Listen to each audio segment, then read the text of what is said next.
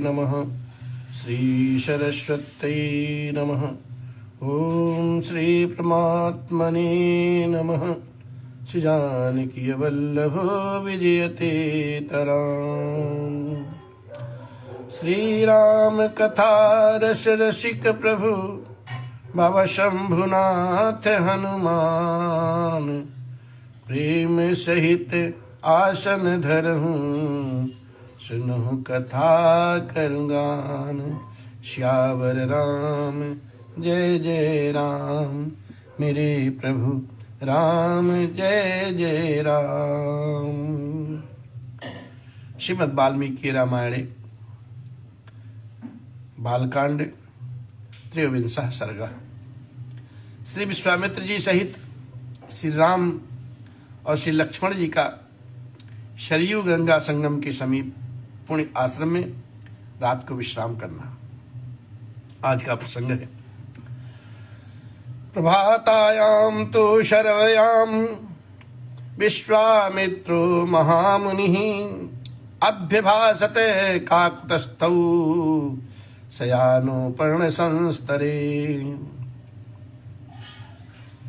जब रात बीती और प्रभात हुआ तब महामुनि विश्वामित्र जी ने तिनकों को और पत्तों के बिछौने पर सोए हुए उन दोनों कुकस्थवंशी राजकुमारों से कहा, हे नरश्रेष्ठ राम, कौशल्या सुप्रजानां पूर्वा संध्या प्रवर्तते उत्तिष्ठ नरसारदूल कर्तव्यम देव माहिकम।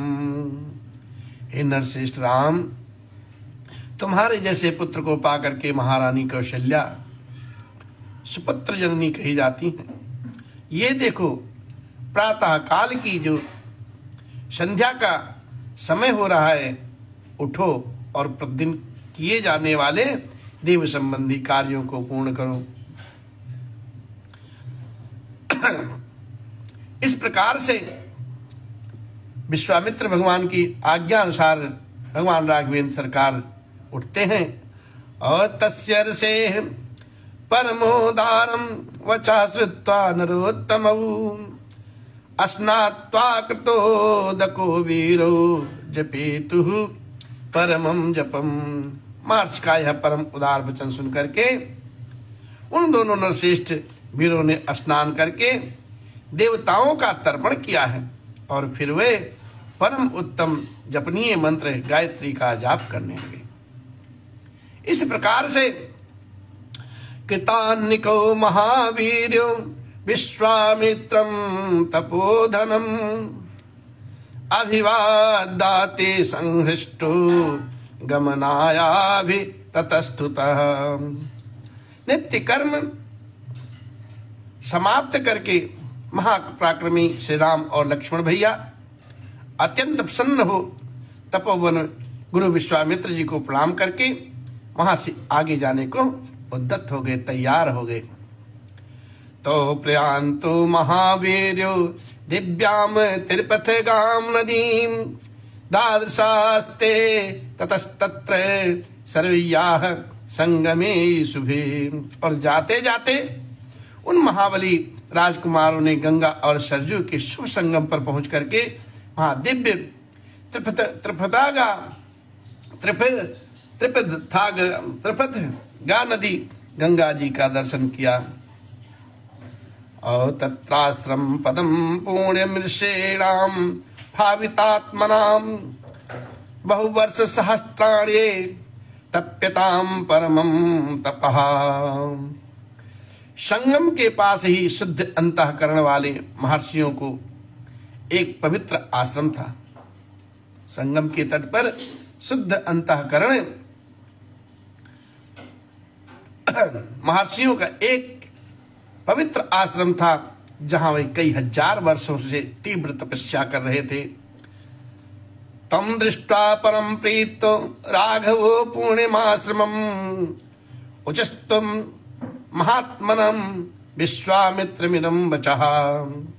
और उस पवित्र आश्रम को देख करके रघुकुल रत्न राघवेंद्र सरकार श्री राम जी और लक्ष्मण भैया बड़े प्रसन्न हो गए, निहाल हो गए। और उन्होंने महात्मा विश्वामित्र जी से ये बात कही। क्या कहते हैं?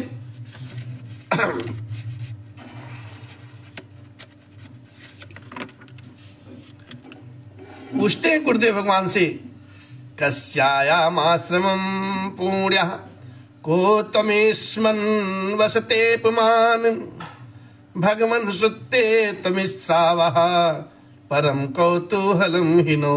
हे भगवान, यह किसका पवित्र आश्रम है और इसमें कौन सा पुरुष निवास करता है, ये हम दोनों सुनना चाहते हैं। इसके लिए हमारे मन में बड़ी उत्कंठा जागृत हुई है, इसलिए हे गुरुदेव भगवान आप हमें बताएं। तयोस्तद्वचनं श्रुत्वा प्रहस्य मुनिपुंगवः अब्रवीच सत्यायां राम यस्यायं पूर्व आश्रमः।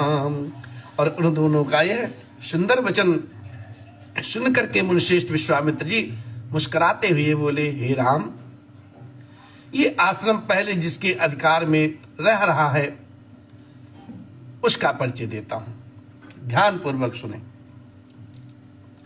कहते हैं, कंदर्पो मूर्तिमान आसीत काम इत्युच्यते बुधई तपस्यन्तमि अस्थाणुं नित्यमेन समाहितम। विद्वान पुरुष जिसे काम कहते हैं, यह कंदर्प पूर्व काल में मूर्तिमान था, शरीर धारण करके विचरता था। उन दिनों भगवान अस्थाणु अर्थात शिव जी इसी आश्रम में चित्त हो एकाग्र करके नियम पूर्वक तपस्या किया करते थे। कृतो द्वाहम तु देवेशम गच्छतम समृद्धगणम धर्यामास दुर्मेधा हूं कृतश्च महात्मनाम। एक दिन समाधि से उठ करके देव देवेश्वर शिव मृदगणों के साथ कहीं जा रहे थे। उसी समय दुर्बुद्धि काम ने उन पर आक्रमण किया। ये देख महात्मा शिव ने हुंकार करके उसे रोका और अवधातश्च रुद्रेण चक्षुषा रघुनंदन वैशीर्यन्ते शरीरात स्वात सर्वगात प्राण दुर्मते। हे रघुनंदन, भगवान रुद्र ने रोष भरी दृष्टि से अवहेलना पूर्वक उसकी ओर देखा। फिर तो उस दुर्बुद्धि के सारे अंग उसके शरीर में जीर्ण शीर्ण होकर के गिर गए। अब क्या हुआ? तत्र गात्रम हतम तस्य निर्दस्य महात्मनः अशरीरः कृतः काम क्रोधात् देवेश्वरेण च। और वहां दग्ध हुए महात्मा कंदर्प का यह शरीर नष्ट हो गया। देव देवेश्वर रुद्र ने अपने क्रोध से काम को अंगहीन कर दिया। अब इस वाल्मीकि रामायण में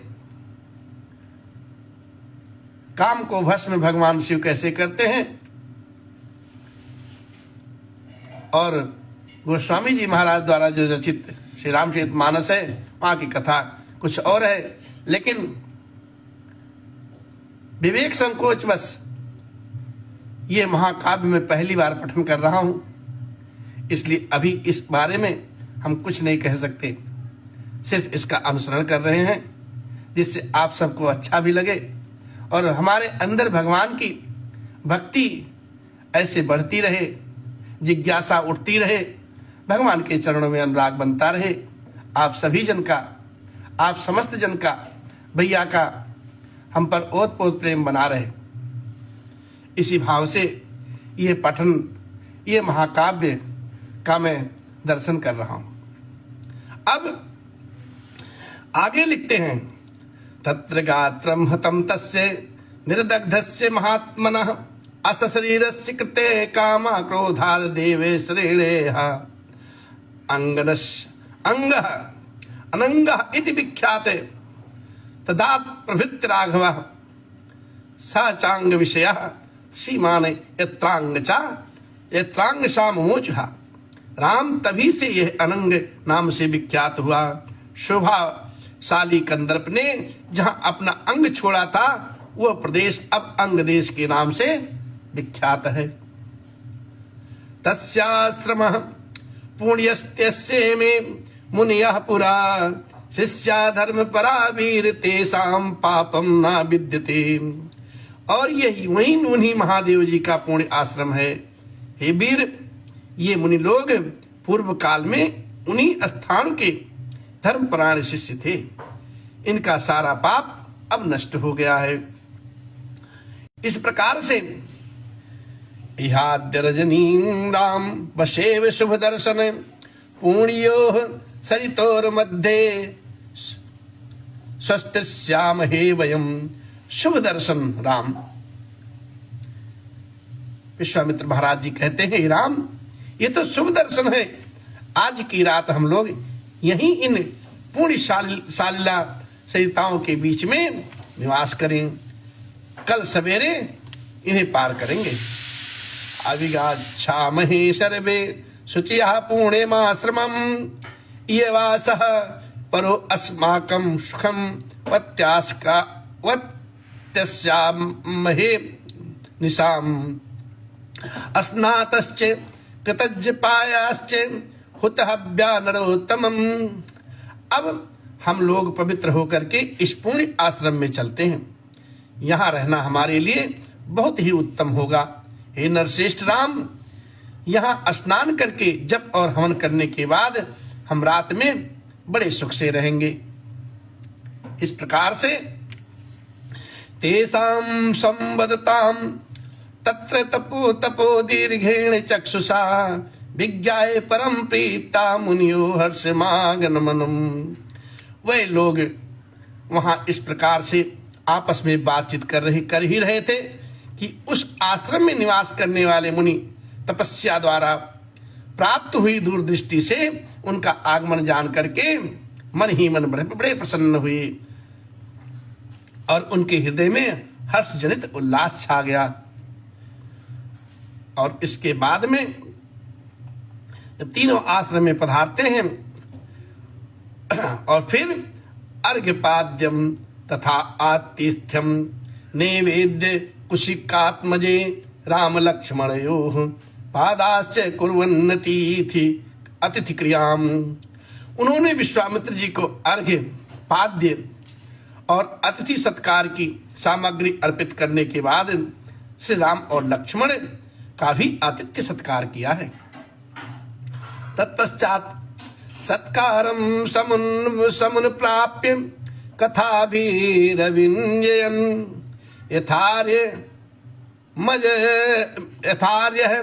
मजपन संध्यामृष्यस्य ते समाहिता। भांति भांति की यथोचित सत्कार करके उन मुनियों ने इन अतिथियों का भांति भांति की कथा वार्ताओं का मनोरंजन किया है साहब। और फिर उन महर्षियों को एकाग्रचित्त होकर के यथावत संध्या वंदन एवं जप किया है। और उसके बाद तत्र वासिभिरानीता मुनिभिः शुभ्रतैः साम् नेवसन सुखम तत्र कामाश्रमं पदे तथा। तदंतर वहां रहने वाले मुनियों ने अन्य उत्तम व्रतधारी मुनियों के साथ विश्वामित्र आदि को सैन्य के लिए उपयुक्त स्थान में पहुंचा दिया। संपूर्ण कामनाओं की पूर्ति करने वाले उन पुण्य आश्रम में उन विश्वामित्र आदि ने बड़े सुख के साथ वहां निवास किया है। कथाभि रविरामाभिरामो नृपात्मजौ रमयामास धर्मात्मा कौशिको मुनिपुंगवः।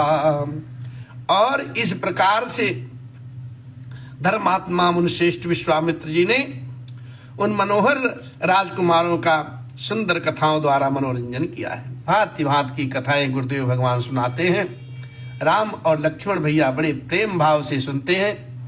इस प्रकार से आज की ये पावन प्रसंग भगवान वाल्मीकि रामायण के अंतर्गत आर्ष रामायण आदि महाकाव्य के बालकांड में 23वां सर्ग संपन्न होता है।